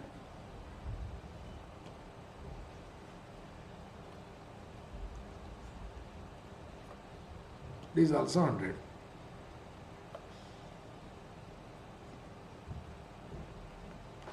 Now let us see how to simplify. If we simplify 100 cancel, 100 cancel, 100 cancel. Simple it is.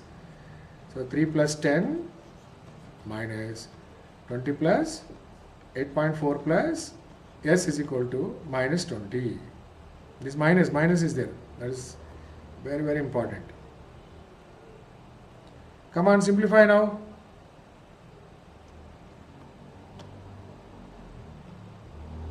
How much you are getting? 13. This 13 will go to that side. So this become minus 20 plus 13 is 33. 33 minus 28.4. So it is 33 minus 28.4. How much it is? 4.6. So S is equal to 4.6 hectometer. That was the answer for this question. Let us verify, cross check with the given options. 4.6 is there or not? 100% will find. That was the answer. 2 marks question in GATE exam this is. So this is how we need to work out in the exam if they ask questions from there. So let us take up last approach, that is energy balance method.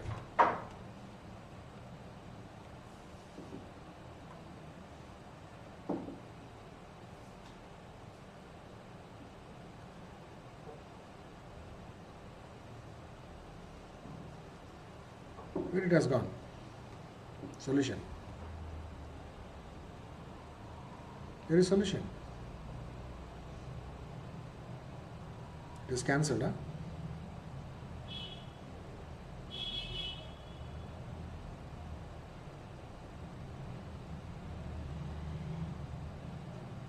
Why it has come all of a sudden?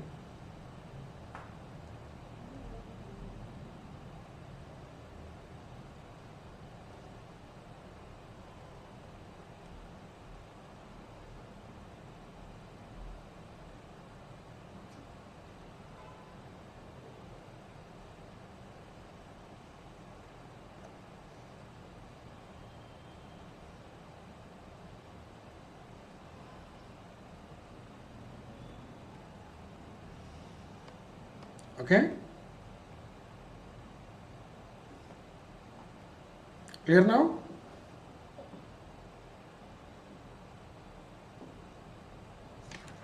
Hope this concept is clear to you. Now, exactly same way, energy balance method.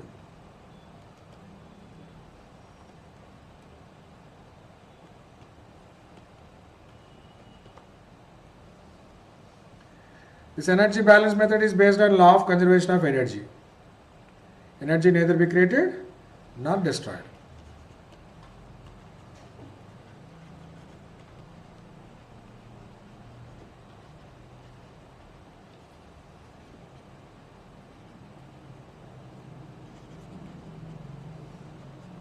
So by writing energy balance equation,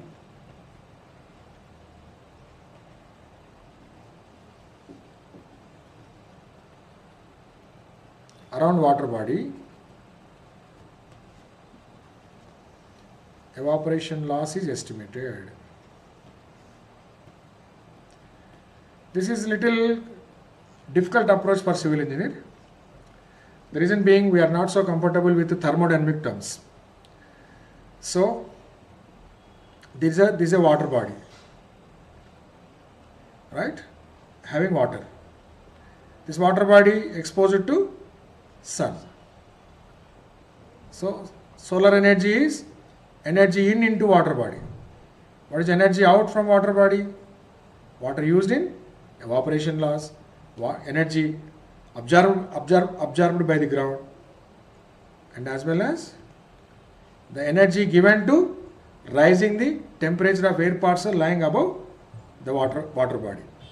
So there is some energy in. What is this? Energy in into water body.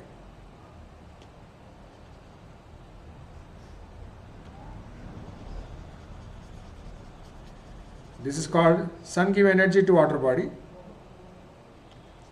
Sun is the chief source of all energy over this planet. So complete energy we are getting from sun only. That energy we harness for different purposes. This energy in into water body. Okay? Otherwise I will write. This is called HE. Okay? Insulation, incoming solar radiation, that is I. I'll take it as I.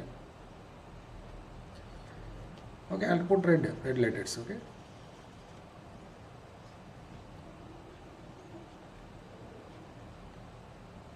Energy received by the water body is I. So some energy absorbed by the ground. The energy absorbed by the ground is called ground heat flux, that is HC. Some energy is used in heating the air layer standing on the top of the water body, that is called sensible heat loss to atmosphere.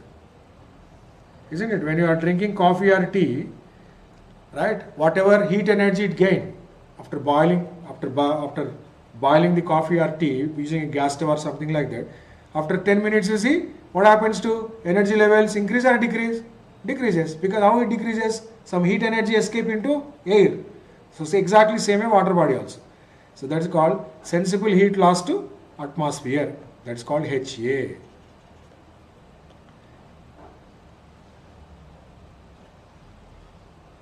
What is that?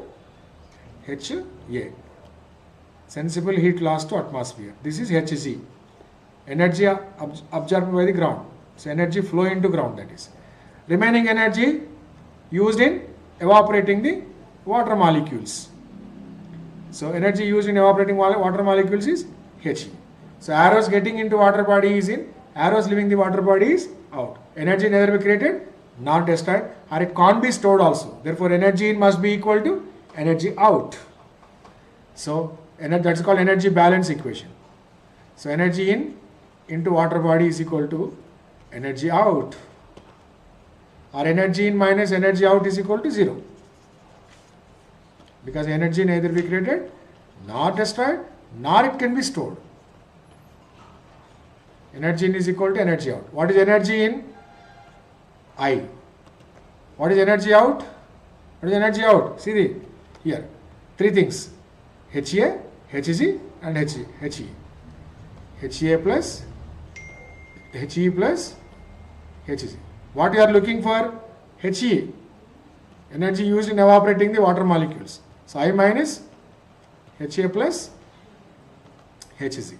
Okay, this HE, I is called, this I is known as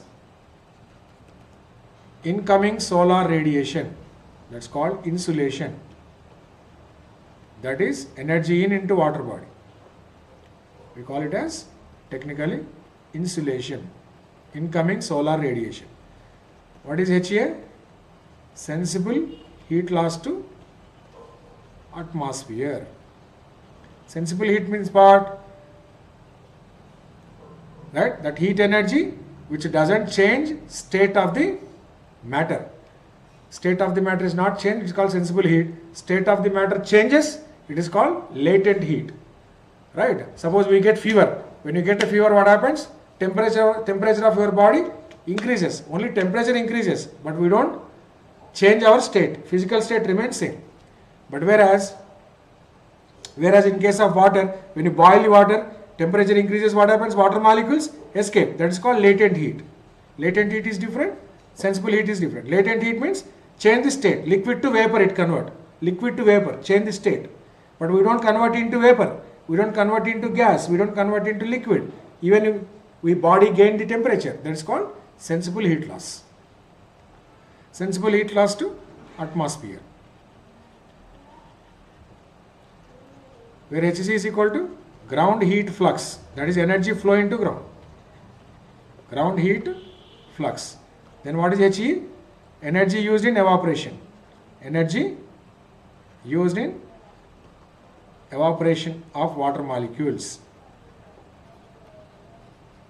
So this energy used in evaporation of water molecule we calculate by HE is equal to, we calculate this using by one equation. This HE is equal to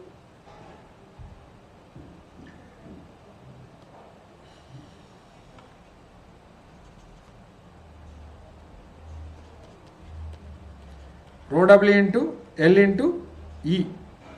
Rho W into L into E. Okay, I'll put capital E only. So this rho W is known as density of water. L is known as latent heat of vaporization, because it changes state, no? Therefore it is called latent heat. Latent heat of vaporization is rate of evaporation. Rate of, what you are looking for? evaporation loss. Therefore, this equation He is equal to I minus HA plus HG. In this equation I am substituting this HE value. If you substitute HE value rho W into L into E, then you can calculate that evaporation loss E, possibly, indirectly. So rho W into L into E is equal to I minus HA plus HC. Therefore we are looking for what? E. Therefore E is equal to, it is I minus HA plus HC by rho W into L. That was the equation. So this equation is evaporation loss is equal to, it is I minus HA plus HC by rho W into L. So this exact calculation, but HA and HC being so small compared to I, therefore most of the times it is neglected. IR or radiation or solar radiation, otherwise you can put R also. I'll put R, that is better word. Radiation, no, this is incoming solar radiation. I'll put R because textbooks they take R. Any symbol doesn't matter here. You can use any symbol. So I'll put textbook values only, R value. So let us take it as R. Okay?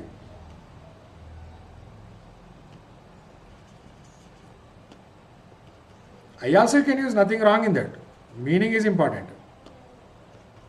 It doesn't make any difference. Our understanding is important.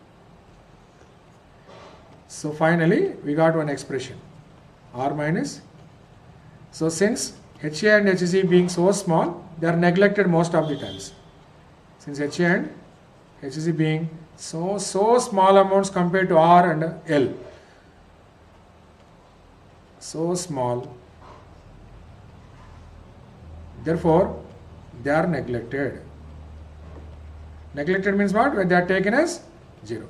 HA is equal to, HG is taken as 0. If you take HA 0, then this equation become very simple form. E is equal to R by rho W into L. So most of the times, if at all they ask any question, so you are expected to take HA and HG as 0. Otherwise it becomes so complex procedure. So that much complexity no need to invite because the quantities are very less. So this R is measured, incoming solar radiation we measure in kilojoules, joules per kilograms. Sorry, joules per kilograms. This unit is joules per kilograms. Rho W value we substitute in kilogram per meter cube. Latent heat of vaporization we substitute in latent heat of vaporization. Oh, this is R. R is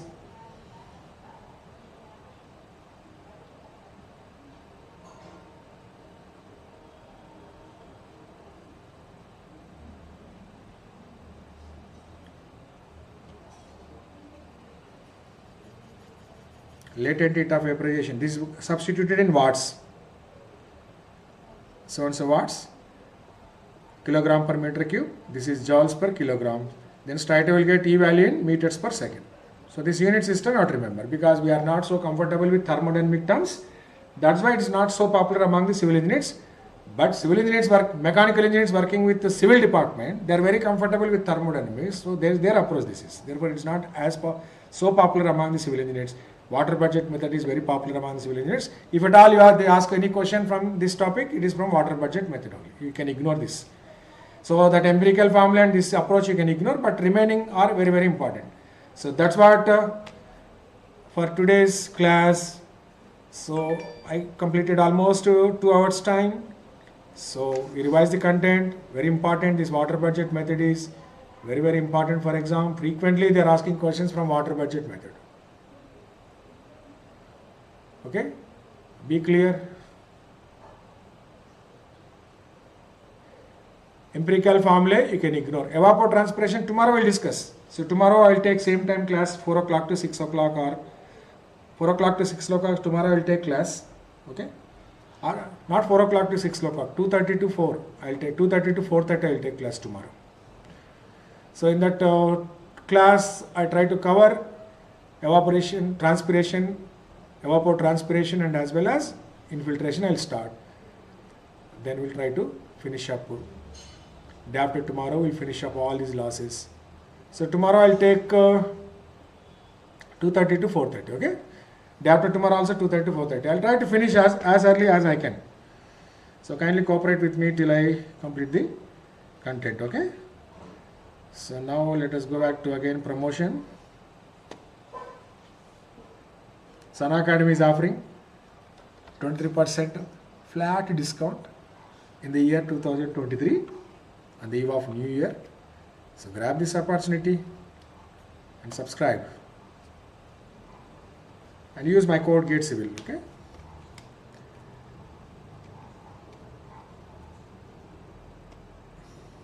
So they're also conducting mock exam free of cost. You can enroll and they will announce you all India rank also. You can cross check and verify yourself where exactly you stand in the competition. Okay. So that you can fine tune your preparation.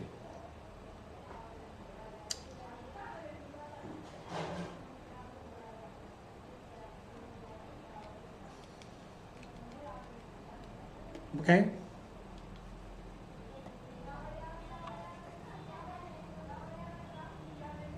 Unacademy owner Numericals is partner.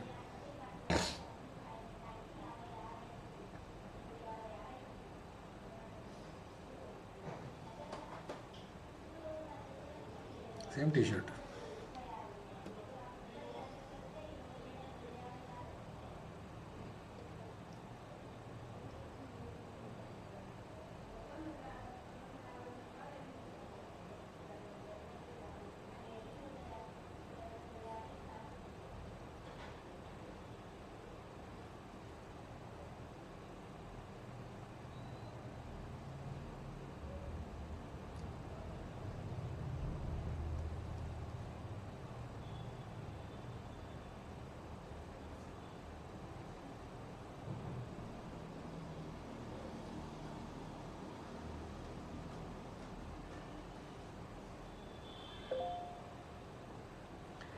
Okay.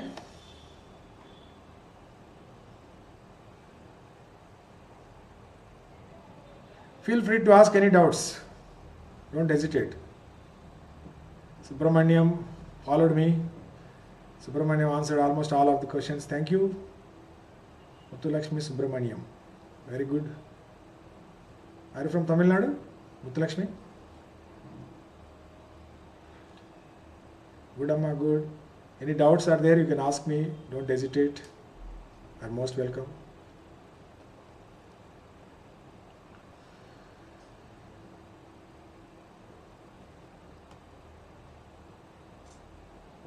EMI options also available, you can avail.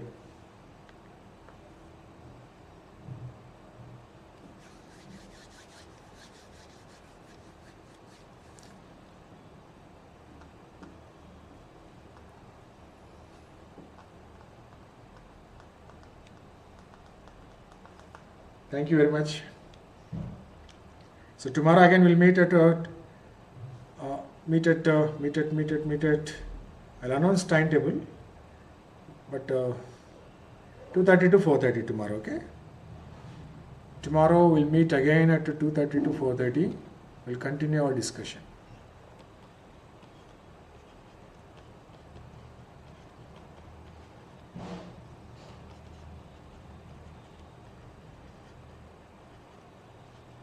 Tomorrow's schedule.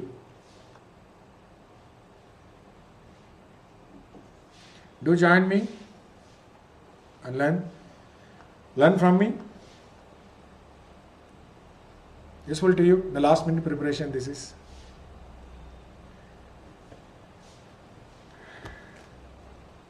Okay then, all of you, namaskar.